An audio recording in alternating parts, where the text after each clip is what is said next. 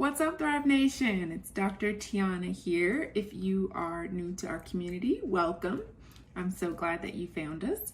Make sure to comment, introduce yourself, because I would love to meet you and hear your story. So if you are new, I'm Dr. Tiana. I'm the CEO of Mended Hope. I'm a coach, mentor, and life strategist, helping high-impact women strengthen their walk with God, overcome life disruption, and increase their resilience. And so today you've joined us for just kind of our weekly check-in where we talk about lots of things and offer up some alternative ways of thinking and being. And so today I want to share 4 quick things that you can do, and they actually aren't quick. I'm going to share them quickly, but they are not quick. But 4 things that you can do to step into your power if you are facing a life disruption, or you feel like you're stuck in the midst of a life disruption and are having a hard time overcoming it. These are 4 things that you can attempt to implement into your life to help you just really step into your power and own the choices that you have available to you. Okay, so we're gonna start with number 1.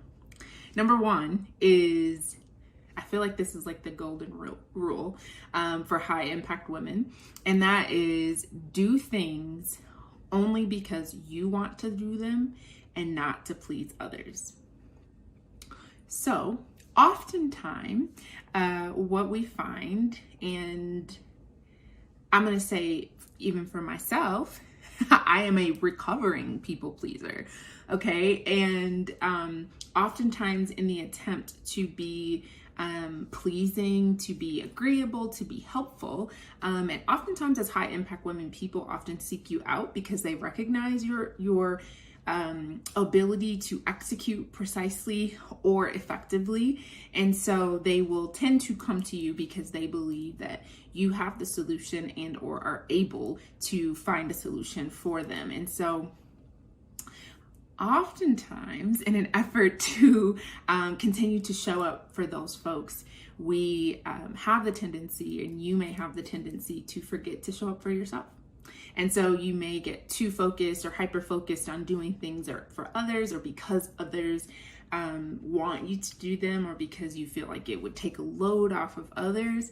However, when faced with a life disruption, you oftentimes have to stop and turn inward, and you have to really intentionally invest in yourself.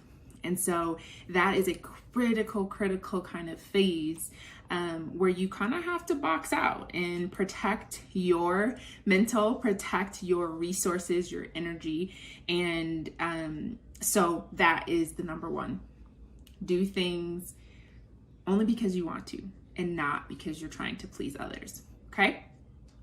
Number 2, do not waste your time trying to convince others of your intentions. Okay? Now this is about stepping into your power, right? Following a life disruption.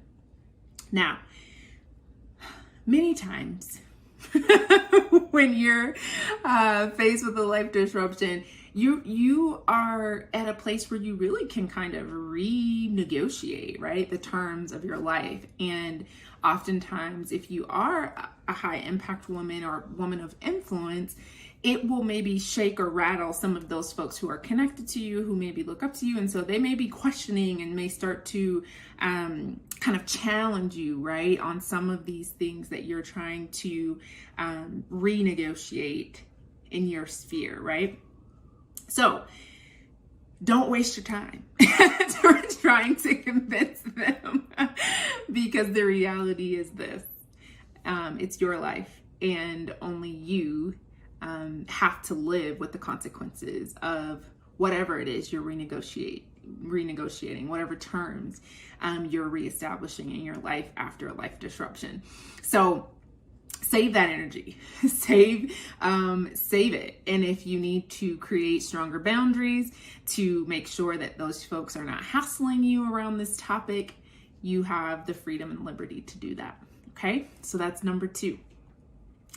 Don't waste your time trying to convince people of your intentions.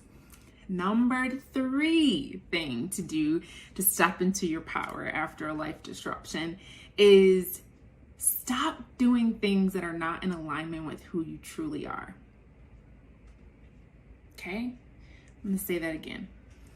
Stop doing things that are not in alignment with who you truly are. Okay? Now, a life disruption, or maybe even another scenario, could be an opportunity for you to stop doing that, right? And to step into your power, right? Because oftentimes, as high impact women, we tend to move at a higher pace and a higher speed than others. And so when you are operating at such a high level, you can have the tendency, and it can be easy, to not always be intentional and thoughtful about the things that you are doing or the things that you are engaging in. And if you do take the time to pause and be reflective, you may find that there are things that you're engaged in that don't really align with your values or your priorities, right? So part of stepping into your power is doing that kind of self-assessment, becoming more self-aware about where and how you're engaging in different things, okay? And then assessing and adjusting accordingly, okay? So very good. That's number 3. Now, number 4 is looking inward for guidance and validation, not externally. Okay?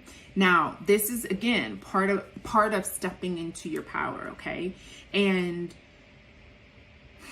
looking inward for that validation can be very difficult for high impact women, because oftentimes you are addicted to striving. You're addicted to the accolades. You're addicted to the praise. You're addicted to the high that you get when you accomplish something and everybody applauds, right?